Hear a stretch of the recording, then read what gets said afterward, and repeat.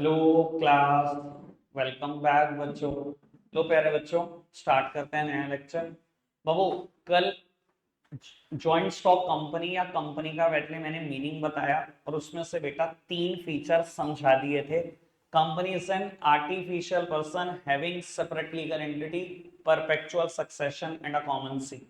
बाबू, meaning में आई तो टोटल चार बातें हैं, पर मैंने एक बात बोली थी, सेपरेट लीगल एंटिटी जहां कहीं होगी वहां पर हमेशा लिमिटेड लाइबिलिटी होगी। कसम बिल्कुल खा लो, ठीक है ना जी। और बाबू, ये बात मैंने समझाने के लिए रेफर किया था सोल प्रोप्राइटरशिप कंसर्न को, जिसका पांचवा फीचर था नो सेपरेट एंटिटी। अगर वहां कहीं सेपरेट एंटिटी नहीं थी तो वहां बेटा हमेशा अनलिमिटेड लाइबिलिटी थी। और यहां अगर सेपरेट एंटिटी है तो बाबू कसम खा लो लिमिटेड लाइबिलिटी ही होगी। ठीक है जी। अब वो आर्टिफिशियल पर्सन, कंपनी को बोला गया पहली बात पर्सन। ऐसा क्यों? क्योंकि बेटा हर वो काम जो एक बिजनेस में प्रोप्राइटर कर सकता है, हर वो काम कंपनी कर सकती है। अपने नाम पर प्रॉपर्टी ले सकती है, अपने नाम से गुड्स खरीद सकती है, अपने नाम से गुड्स बेच सकती है, केस कर सकती है, केस हो सकता है, लोन ले सकती है, लोन दे सकती है, हर काम। बट कंपनी कोई जिंदा इंसान नहीं है कि खाएगी पिएगी चलेगी दौड़ेगी, इसलिए कंपनी को बोला गया आर्टिफिशियल पर्सन। उसके बाद बेटा कंपनी की एग्जिस्टेंस परपेचुअल है। परपेचुअल, परपेचुअल मतलब company is having unlimited life. और बेटा मैंने कहा था मैं ये वर्ड रटवाऊंगा, और आज बेटा दो बार बोलूंगा और दो बार में रट दो। मेंबर्स में come, members may go out, but company continue to operate. पहले यही लाइन बोलो, member may come, member may go out, but company continue to operate. वो इंसान आएंगे, इंसान चले जाएंगे, कंपनी चलती रहेगी।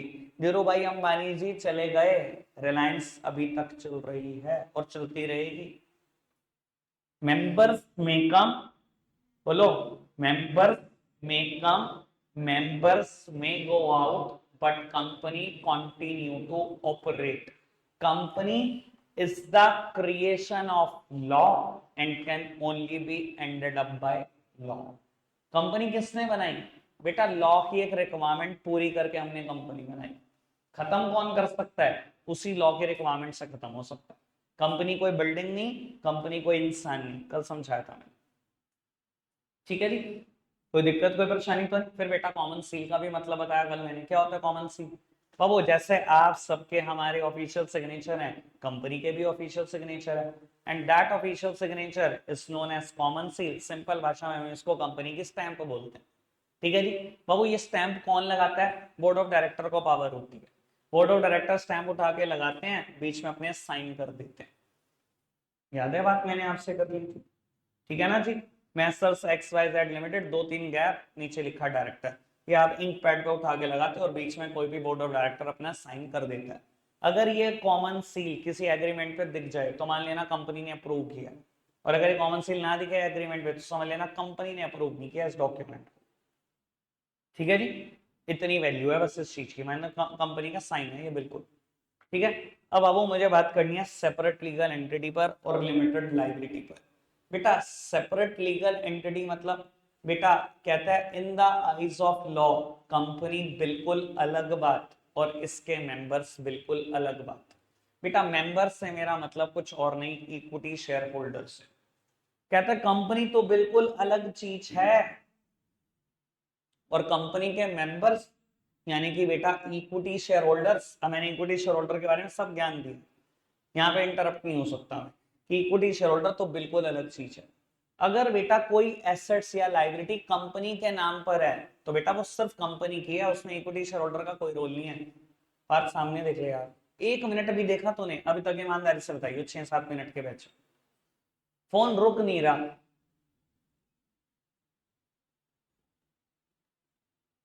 बाबू कहता है कंपनी तो बिल्कुल अलग बात और तेरे मेंबर्स यानी कि इक्विटी शेयर होल्डर अलग बात। अगर कोई एसेट्स या लाइबिलिटी कंपनी के नाम पर है तो शेयर होल्डर कभी नहीं उसको बता सकते कि मेरी है। और अगर बेटा कोई एसेट्स या लाइबिलिटी बेटा सब शेयर होल्डर की है तो कंपनी ये नहीं कह सकती कि मेरी एसेट्स है या मेरी लाइबिलिटी है वो।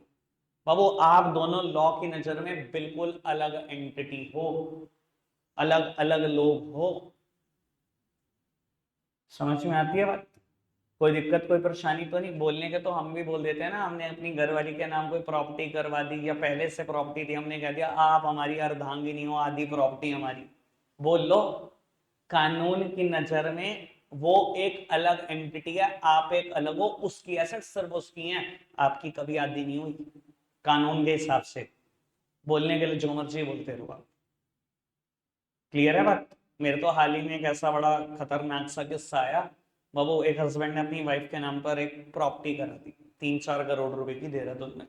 ठीक है जी। लेटर ऑन झगड़े इतने बढ़ गए कि बात डाइवोर्स तक पहुंच गई। अब वो मिन्नतें कर रहे हैं जा जाके कि वो प्रॉपर्टी तो हमारे नाम कर दोगे। तो कौन सी प्रॉपर्टी है? तो मैंने खुद खरीदी थी। कर ले जो करता है। तो समझ रहे हो कहानी क्या है? सर आप जितना मर्जी अर्धांगिनी बोलते रहो, ये प्रॉपर्टी आधी नहीं हो सकती। कानून की नजर में आप अलग अलग एंटिटी हो, जिसके नाम जो प्रॉपर्टी हो वो उसी की रहेगी। कंपनी के नाम है तो कंपनी की रहेगी, शेयर होल्डर कभी अपनी नहीं बता सकते। ठीक है जी। आगे बढ़ाएं बात को।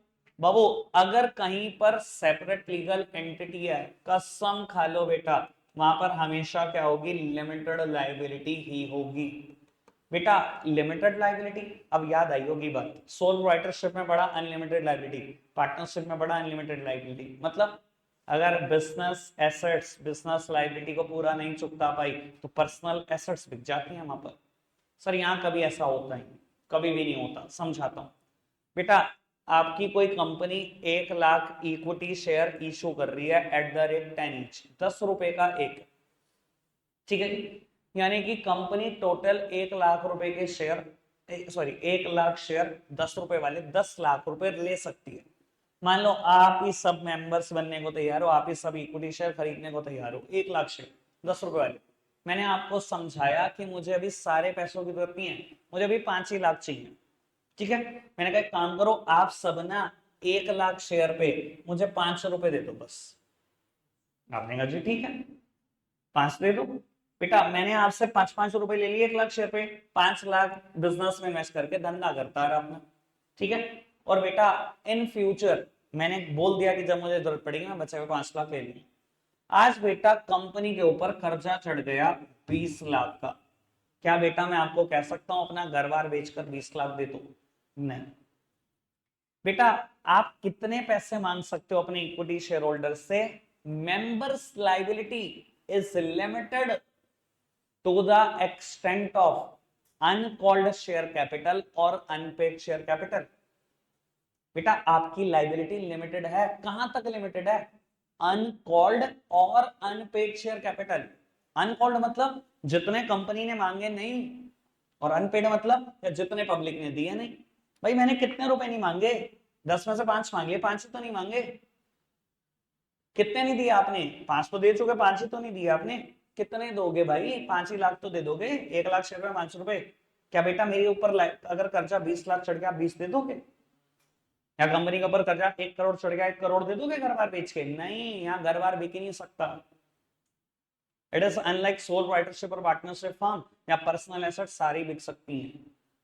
In case of company, members liability is limited to the extent of, ये वर्ड याद रखना, to the extent of uncalled और unpaid share capital। मेंबर की लाइबिलिटी लिमिटेड है, कितनी रह सकती है? अनकॉल्ड या अनपेड शेयर कैपिटल। जितने मांगे नहीं है, जितने मिले नहीं, बस इससे ज्यादा कुछ नहीं मांग सकते। जितना मर्जी कर्जा चढ़ता रहे, कंपनी अपने आप देखे दिवालिया घोषित करे, कोई नहीं देगा अपने घर से, कोई शेयर होल्डर नहीं देगा। समझ आएगा? कोई दिक्कत कोई परेशानी तो नहीं? आगे बढ़ जाए बाबू। 5 फीचर मैंने करा दिए आज बेटा, पूरी कोशिश है लिमिटेशन तक खत्म करने की। फीचर आर्टिफिशियल पर्सन करा दिया, सेपरेट लीगल एंटिटी करा दिया, फॉर्मेशन में मैं एक बात बोलूंगा, परपेचुअल सक्सेशन करा दिया। पहले फॉर्मेशन में ही बात बोल देता हूं, इधर देखना बेटा। जब तक हमने सोल प्रोप्राइटर या पार्टनरशिप में ये फीचर पढ़ा है फॉर्मेशन, वहां पता क्या बोला है? There is ease of formation and closure of business. Sole proprietorship का फॉर्मेशन बहुत आसान था, कुछ भी लीगल फॉर्मेलिटी नहीं है। पार्टनरशिप का भी आसान था, बस एक फॉर्मेलिटी है, पार्टनरशिप डीड बना लो। पर बेटा यहाँ ना बात बोल देना, यहाँ फॉर्मेशन में 3 वर्ड रटने हैं, पता नहीं याद आता है कि नहीं, मैंने तो पहले ही बोला था। कंपनी का formation is a complicated task, is a time consuming task, is a expensive task. याद नहीं आता तुम्हें, मैंने तो पहले भी ऐसे ही याद करे थे, किताब कभी खोली नहीं आज तक घर जाकर। और वो कंपनी का formation is a complicated task, इधर देखना। आपको क्या लगता है कोई भी लेमैन बना सकता है कंपनी? देखो पार्टनरशिप के लिए मैं एग्री हूं, कोई भी बना सकता है सर। पहली बात तो वैसे पार्टनरशिप ही मुश्किल है, पर फिर भी मैं कहता हूँ कोई बना सकता है। आज की तारीख में गूगल पे कॉपी करेंगे पार्टनरशिप डीड डालेंगे अपने नाम नो, बन गई पार्टनरशिप। इतनी मुश्किल चीज नहीं है। कंपनी बेटा गूगल से कॉपी नहीं होगी। कंपनी का फॉर्मेशन सच में बड़ा कॉम्प्लिकेटेड टास्क है, और वो क्यों कॉम्प्लिकेटेड है मैं सिर्फ अगले ही 2 मिनट के बाद बता दूंगा। दूसरी बात सर, कंपनी का फॉर्मेशन एक्सपेंसिव टास्क है। बेटा एक पब्लिक लिमिटेड कंपनी बनानी हो तो 2-2 लाख रुपए कोट करते हैं हम अपने ऑफिस में, 2-2 लाख रुपए। पार्टनरशिप तो 2,500-3,000 का मुद्दा है, 2 लाख रुपए मांगते हैं कंपनी के। Expensive task, time consuming task, 6-6 महीने मांगते हैं, 6 महीने कंपनी को बनाने के लिए। तो बेटा कंपनी का फॉर्मेशन कॉम्प्लिकेटेड है, कंपनी का फॉर्मेशन टाइम कंज्यूमिंग है, कंपनी का फॉर्मेशन एक्सपेंसिव है। समझ में आते हैं तीनों वर्ड? आगे बढ़ाओ उसी बात को। बेटा फिफ्थ हेडिंग इज कंट्रोल। मुझे बता दो, कल मैंने समझाया था सब कुछ। बेटा कौन कंट्रोल करता है कंपनी को, किसकी होती है डिसीजन मेकिंग? बेटा day to day decision making सारी बोर्ड ऑफ डायरेक्टर करते हैं। इवन 90% कंपनी में decision making board of director अकेले कर लेते हैं बिना किसी के पूछे। But they are directly accountable to the share holders. अगर वो कुछ भी गलत करेंगे शेयर होल्डर अपनी मीटिंग में बुला सकते हैं, क्योंकि बेटा आफ्टर ऑल बने तो शेयर होल्डर में से ही बोर्ड ऑफ डायरेक्टर हो। ठीक है जी, आगे बढ़ाते हैं बेटा बात को। उसके बाद सिक्स हेडिंग लाइबिलिटी डन, मैं करा चुका हूं बेटा, लिमिटेड लाइबिलिटी होती है बाबू। उसके बाद सेवेंथ हेडिंग कॉमन सील मैं करा चुका हूं बेटा, ऑफिशियल स्टैम्प, ऑफिशियल सिग्नेचर। बेटा रिस्क बियरिंग, बस मुझे बता दो कंपनी में रिस्क कौन बियर करता है? डिविडेंड मिलने का नंबर आया तो आखिरी, प्रिंसिपल मिलने का नंबर आया तो आखिरी, कंपनी ने कमाए और तब भी देना नहीं चाहते आप इक्विटी शेयर होल्डर को, तो भी कुछ नहीं कर सकते। सारा का सारा रिस्क बियर ऑनर सी करते हैं बेटा, that simply means equity share holders. ठीक है जी। अगर मैं वो कहानी ना बताऊं जो मैंने उस दिन 2 दिन लगाकर कराई है बेटा, मुझे नहीं लगता बेटा कोई कंपनी पढ़ा सकता है। पता नहीं भाई स्कूल वाले कैसे पढ़ाते हैं। ना बच्चों को इक्विटी शेयर होल्डर बताते हैं, ना प्रेफरेंस शेयर होल्डर, ना डिवेंचर, सीधा शुरू कर भाई कंपनी का मीनिंग बता पहले दिन। ठीक है जी। आप ही हो कल्प्रिट, सारी वजह आप ही हो, जो सर हिलाते रहते हो ना, सीधा बोलो नहीं आ रहा समझ। आप कल्प्रिट हो मेरे घर में सबसे बड़े। हाँ करते रहोगे स्कूल में जी, सब समझ आ गया जी, हम तो टॉपर, हमें ही आता सब। इधर देखना चाहिए बाबू, सारे फीचर डन है। मेरिट की बात करते हैं, पहली मेरिट लिखी है लिमिटेड लाइबिलिटी, ऑलरेडी डन बाबू। सेकंड लिखे है ट्रांसफर ऑफ इंटरेस्ट, बड़े काम की बात बाबू। यहां इंटरेस्ट से मतलब फाइनेंशियल इंटरेस्ट से है। सर क्या आपका फाइनेंशियल इंटरेस्ट ट्रांसफर हो सकता है? बेटा विद इन अ सेकेंड बाबू। आप किसी कंपनी में लेट्स सपोज रिलायंस में 1 लाख रुपए के शेयर होल्ड कर बैठे हो, और बेटा आपको इमरजेंसी उस 1 लाख रुपए की जरूरत है। सर ऑनलाइन जाओ, एक ट्रांजैक्शन डालो, सिंगल सेकंड में रिलायंस के शेयर बिक जाएंगे, सिंगल सेकंड में। और बाबू मैं आपको बता देता हूं, 12th क्लास में सब चीजें मैं लाइव करके दिखाता हूं। सेकंड बहुत बड़ी बात है, बहुत बड़ी बात शेयर मार्केट के लिए। सेकंड बहुत बड़ी बात है।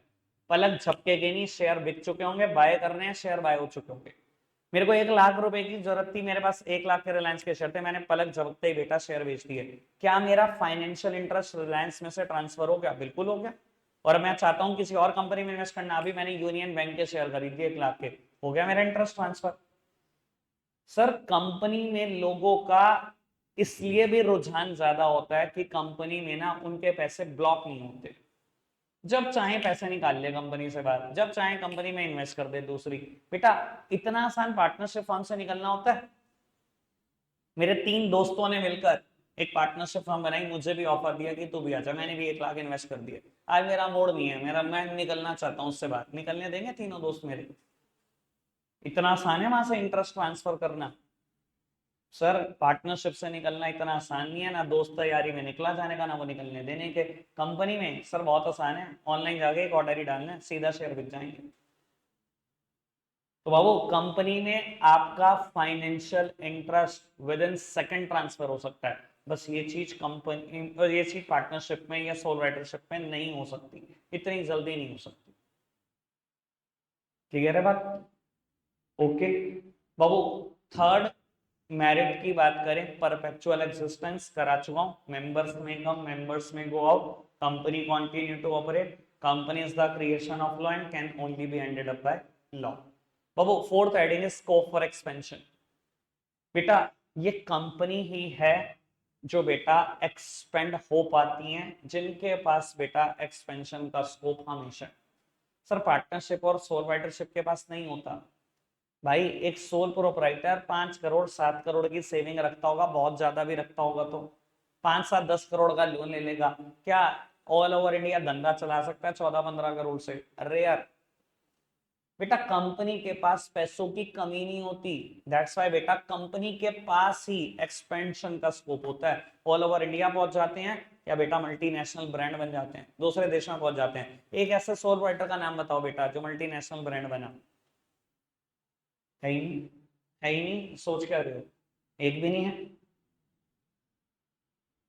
कोई ब्रांड ही नहीं है ऐसा जो सोल राइटरशिप में मल्टीनेशनल बन गया हो। हमेशा उसने क्या किया होगा बेटा, अगर उसके दिमाग में होगा ना मुझे मल्टीनेशनल लाना है, सबसे पहले उसने सोल राइटरशिप फर्म को कन्वर्ट किया होगा कंपनी में। जैसे कंपनी में कन्वर्ट किया होगा, बहुत सारे लोग मेंबर बनाए होंगे, बहुत सारे पैसे इकट्ठा करा होगा, बैंक से लोन मांगा होगा कई 100 करोड़ का, उसके बाद बनाया होगा मल्टीनेशनल ब्रांड। बन ही नहीं सकता इससे पहले। बेटा मल्टीनेशनल ब्रांड बनाना चाह रहे हो, नेशनल ब्रांड बनाना चाह रहे हो, बेटा पैसा चाहिए, और अनलिमिटेड लोन सिर्फ कंपनी को मिल सकता है, और उसका सिर्फ एक ही रीजन है, कंपनी हैविंग अनलिमिटेड लाइफ। किसी बैंक को हेजिटेशन ही नहीं होती, आपने बैंक से कहा बैंक 10,000 करोड़, और आपने कहा जी मेरे पर्सनल नाम पे, बैंक कहेगा भाई कल ही अल्लाह को प्यारा हो गया तो मेरे तो पैसे आएंगे भी नहीं।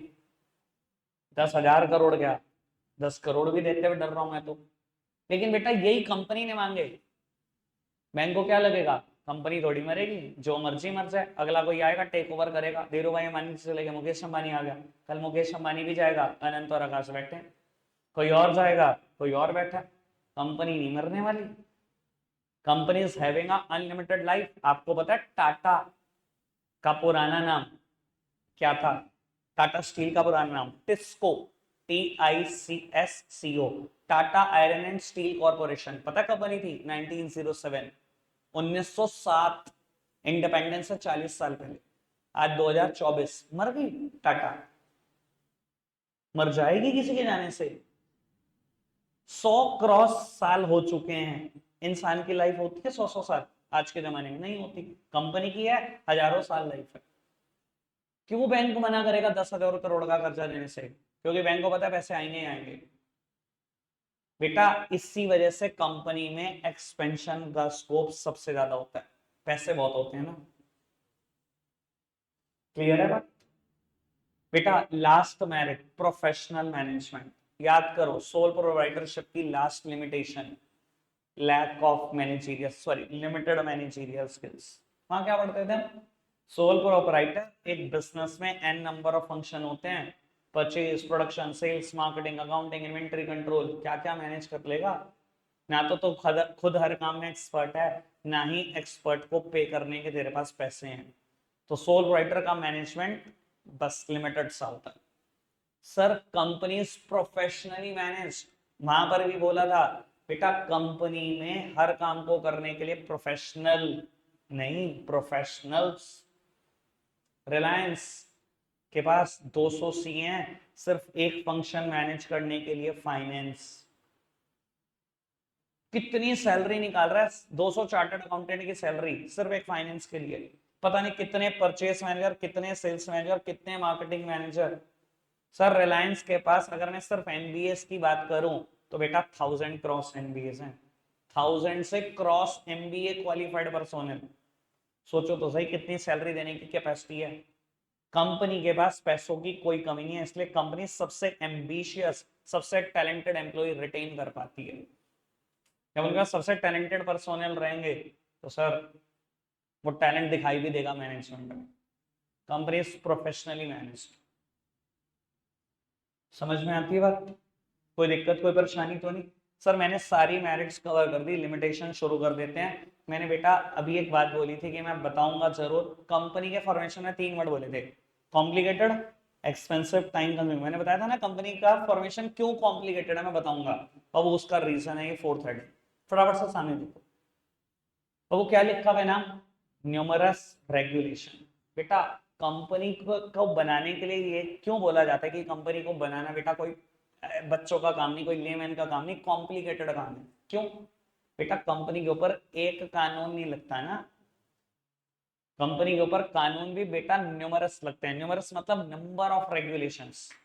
सर कंपनी के ऊपर एक कानून लगता है, पुराना कंपनी लॉ, कंपनीज एक्ट 1956।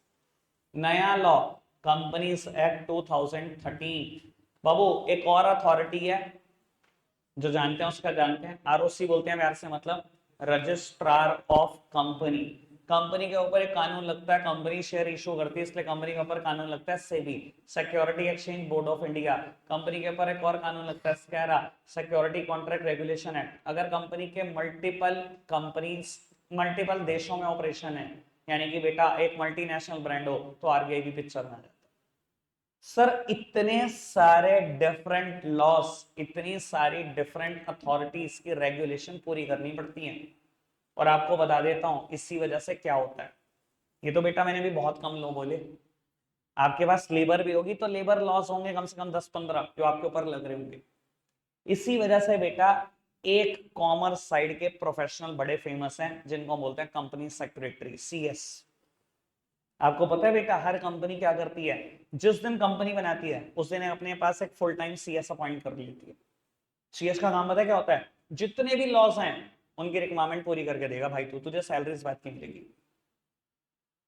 भाई जिसने कंपनी बनाई है, जो प्रमोटर है, वो पढ़ा लिखा हो भी सकता है, नहीं भी तो हो सकता। उसने कहा भाई मुझे नहीं पता कितने सारे लॉ लगते हैं कंपनी के ऊपर, तेरे को मैंने अपॉइंट करा, तू ही सारे लॉ की फॉर्मेलिटी पूरी करेगा। और यकीन मानना एक दिन कंपनी सेक्रेटरी खाली नहीं बैठता, इतने सारे लॉ की इतनी सारी रेगुलेशन है। कभी आरओ से कह रहा मुझे ये डॉक्यूमेंट चाहिए, कभी आरबीआई कह रहा मुझे ये डॉक्यूमेंट फाइल करो मेरे पास, कभी बेटा कंपनी से 2000 कहता है मेरे पास एनुअल फाइलिंग करो, कोई कहता है मुझे ऑडिट रिपोर्ट दिखाओ। सर कंपनी सेक्रेटरी सारा दिन बिजी है इसी काम में। ठीक है जी, समझ में आता है मैं क्यों बोल रहा था कंपनी को बनाना बच्चों की बात नहीं बेटा, it is a very complicated task. ठीक है, कोई दिक्कत कोई परेशानी तो नहीं, बात समझ में आती है? रख आज के लिए इतना ही रहा, मैंने कुछ लिमिटेशन छोड़ दी, कल और टाइप्स ऑफ कंपनी भी कल। Bye bye.